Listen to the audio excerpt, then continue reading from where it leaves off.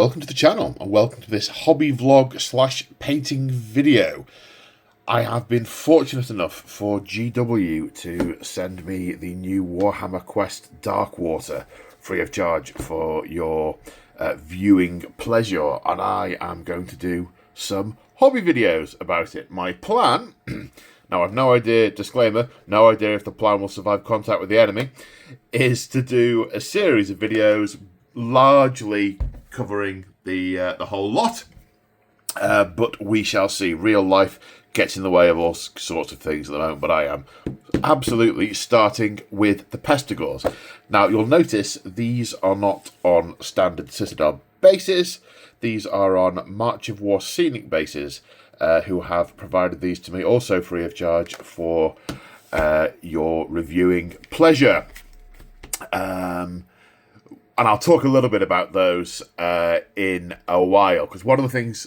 apparently now I'm going to talk about it now. One of the things I always find very difficult with any version of Warhammer Quest is how to do the bases, because you can't just sort of do like a grassy or a soily, because they're either on a starship, in a dungeon, etc. And even just looking at these pictures, I don't know how I'm going to do that with that flat effect, and there's not really texture. That probably requires a lot of brushwork and similar, which that's not where my skills are strongest. So James very kindly offered to supply me some of his, I think that's the Labyrinth range. If you check out his, if you're interested in seeing them, there's a link in the description of the video to the March of War website, because a lot of the maps are in sort of underground cobbled abbeys, so these seemed perfect to do that. So this is going to be about half how to paint video and about half hobby vlog, because we're going to be, metaphorically speaking, working it out together. I haven't got the exact scheme in mind. I'm going to improvise and adapt as we go through. Obviously, there's a few things I want to base it on. So first off, doing the Pestigors and the Shaman Foulhoof. Now, I am also going to be painting soon, and this is actually excellent preparation. I'm going to be painting my Beastmen Brayhead army for Old World, because they're going to be my my next army. So this is some good practice. But obviously these guys are pestilental, and as such, I think they should be a little bit more pallid, a little bit more skanky. So I have undercoated them in grey sear.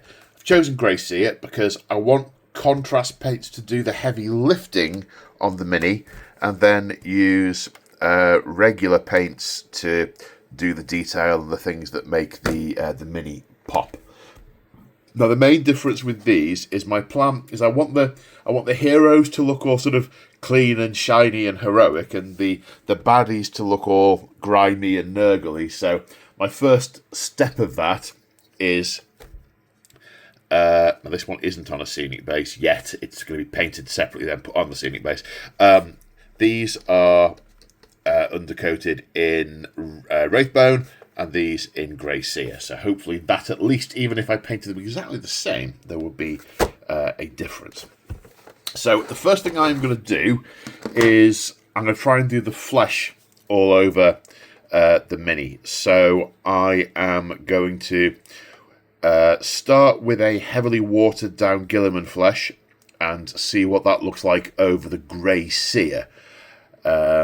My plan is to, if go over all of the sort of limbs and torso, and then, because obviously they're, can we see that? They're darker at the hoofs and around the furry patches, I should be able to layer on top of those, either with shades or contrasts, a bit of dry brushing or similar.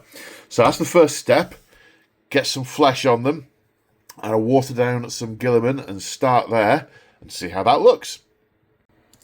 Okay, so I've actually experimented with a couple of different things. This was 50% Guilliman, 50% contrast medium.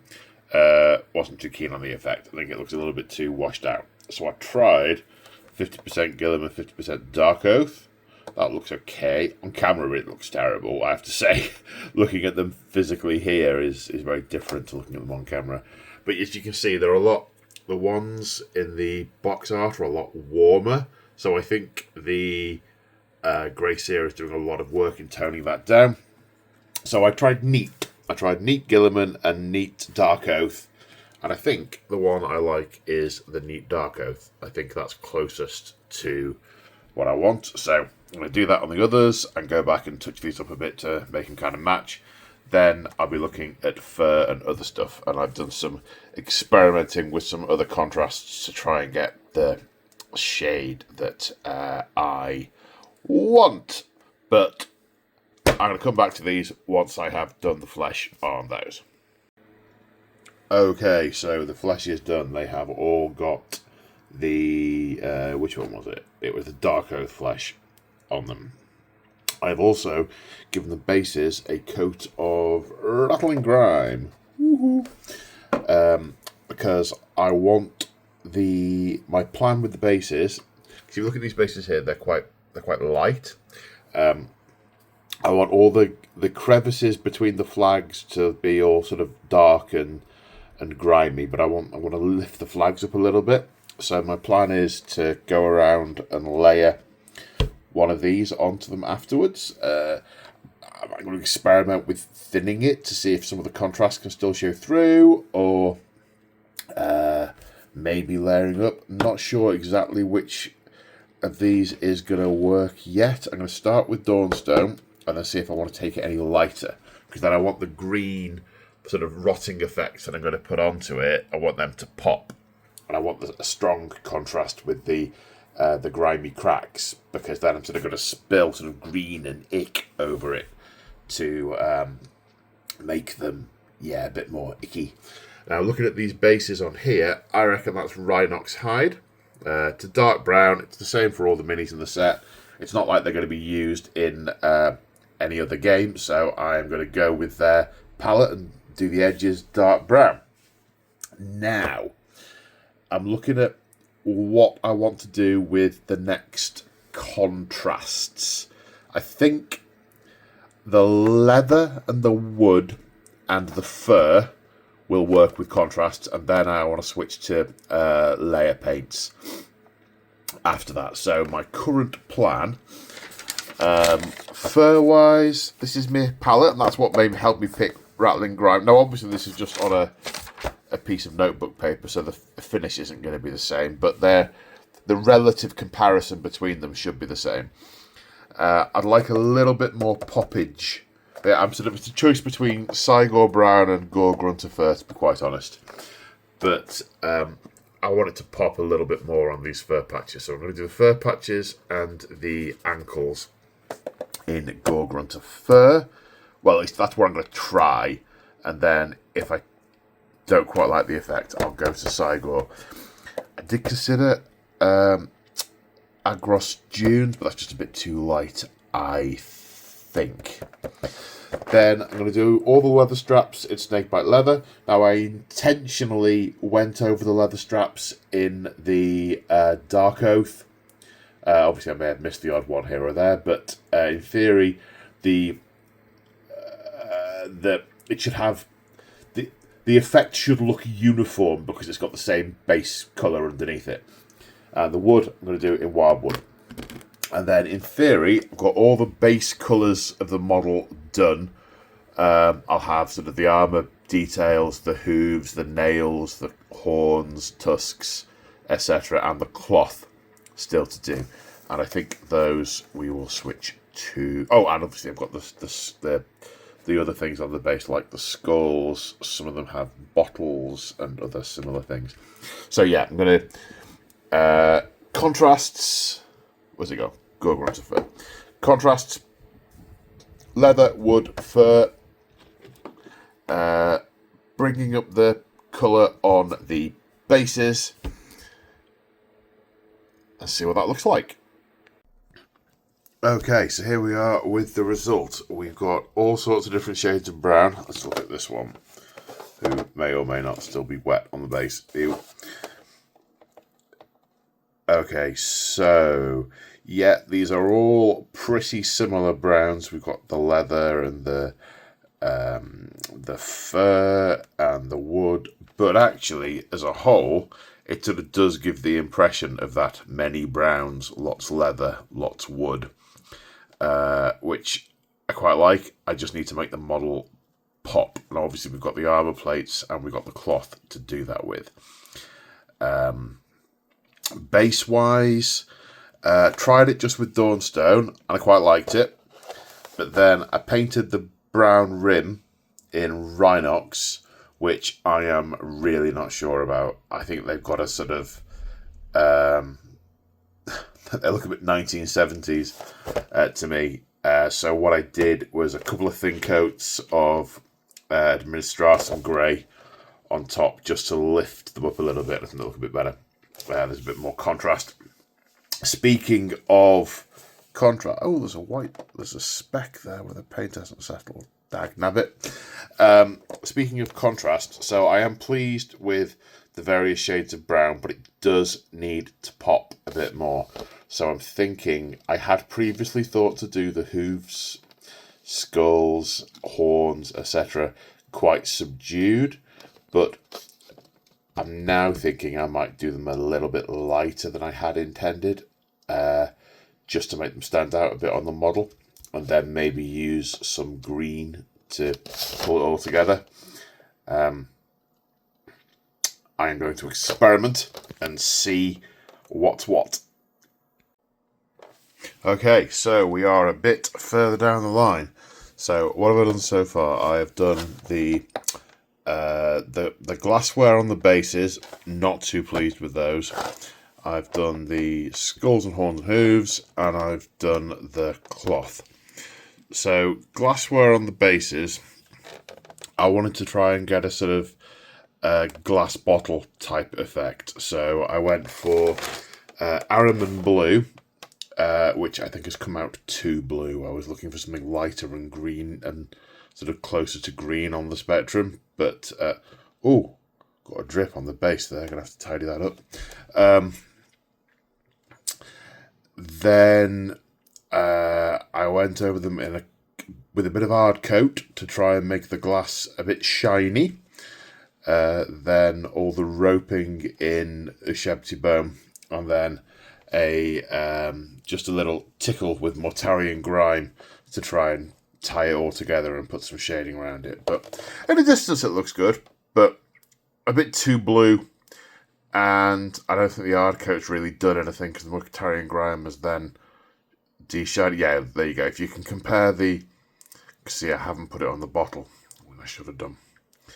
I think the next lot I'll not bother with the hard coat because I think the Mortarian Grime makes it shiny enough, because these of course are the newer shade paints which have got slightly more of a gloss finish to them, which I had forgotten when I did the cloth, so they're a bit shinier than I would like. So I'm not sure what I'm going to do about that. So head scratching there. But equally, these aren't meant to be centerpiece models for me. Obviously I want them to look good, but I want them to look good from this kind of distance whilst I'm playing the game. They don't need to look good at this distance just as well, because they don't. So what else have I done?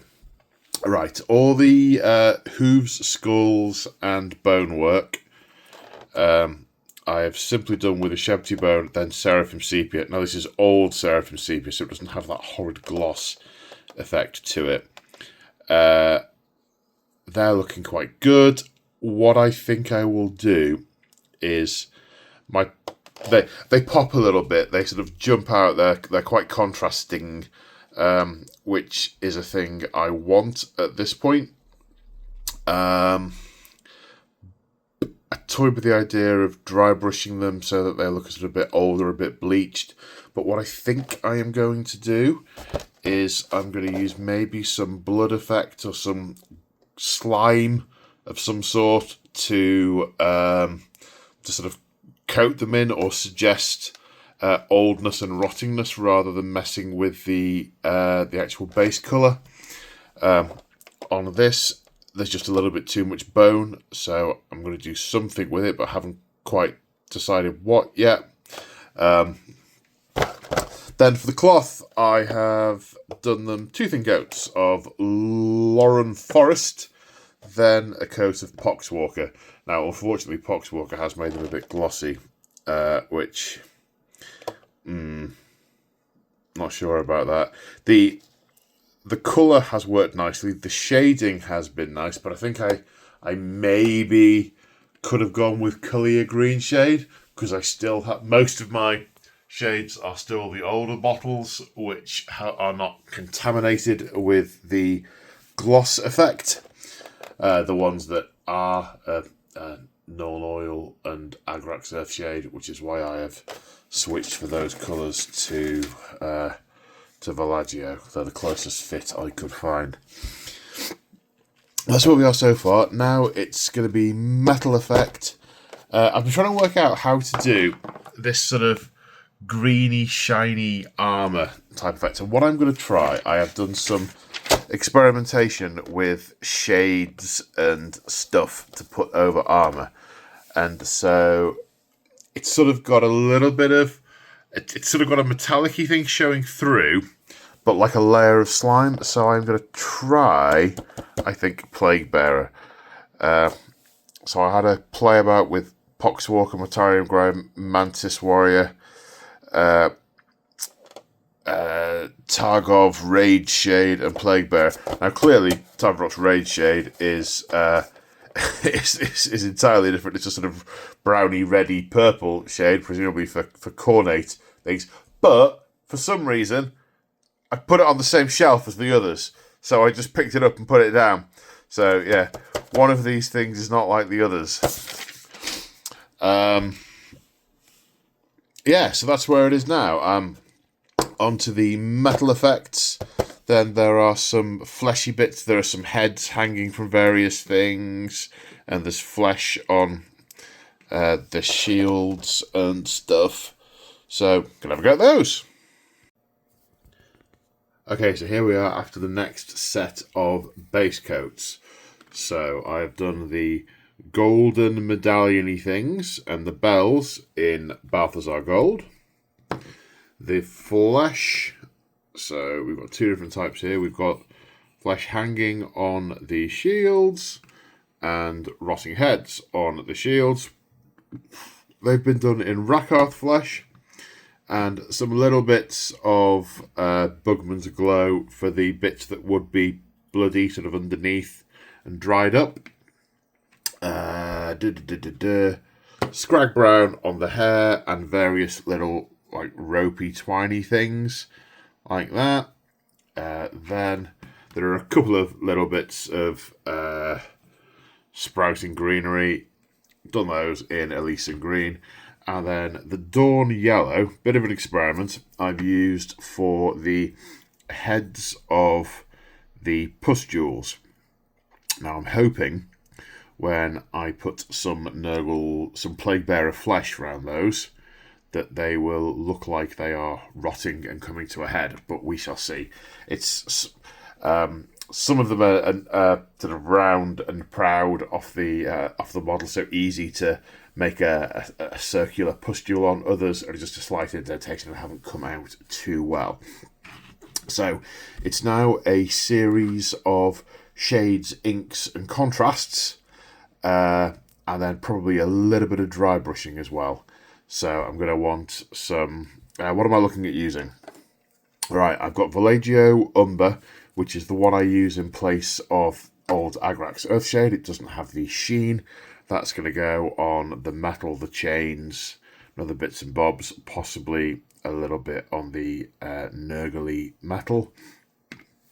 Probably going to do some dry brushing on the horns to get some difference in tones.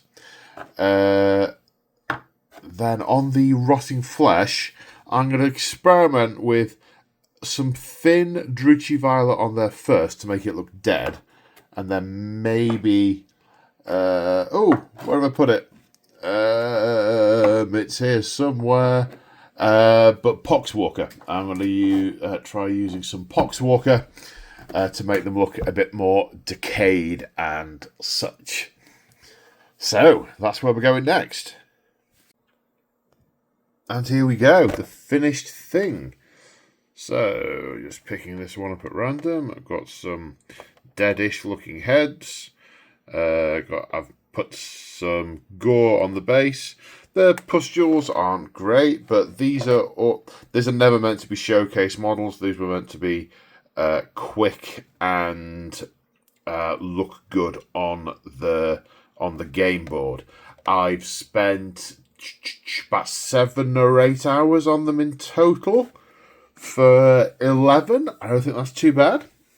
What else did I do? So yes, Vallejo Umber wash over all the bronze bits of metal and the hair and any random bits that were white still on the board.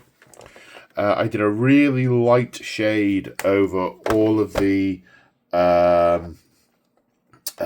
skulls on the bases. Where's the one with all the skulls? Just to darken them down. Then they've got patchy bits of, you're still wet, of blood for the blood god around the edges and inside the broken skulls, and some of them have blobs of plague bearer over them. I've attempted to draw sort of little like handprints on the base. They're not great. I could probably do with going back and making a couple of them a little less blobby. Quite pleased with that one. That looks kind of like a drawn out hand. The flesh on the what are they called? Shields. The flesh on the shields were thin Druchii Violet, then dried, and then Plague Bearer. The heads were thin Druchii Violet, and then Poxwalker, and then the odd touch-up of Plague Bearer. I think if I was doing it again, I would leave the Plague Bearer out. I think that's not had quite the right effect. Most of the skulls on all the models I have done with Plague Bearer. The pustules have come out okay. They are... missed one. That one there. I'll go back and do that. They look better on some than others. So they look quite reasonable on the back of this one. But they're quite intensely yellow on there. But I'm kind of okay with that because, again, zooming up, they look like...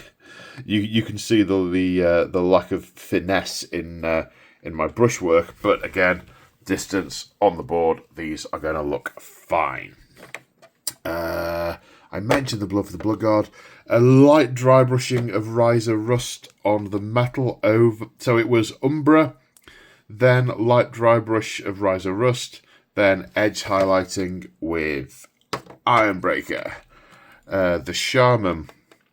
I painted the heart in his hand in Bugman's Glow, then the whole hand just in Blood for the Blood God.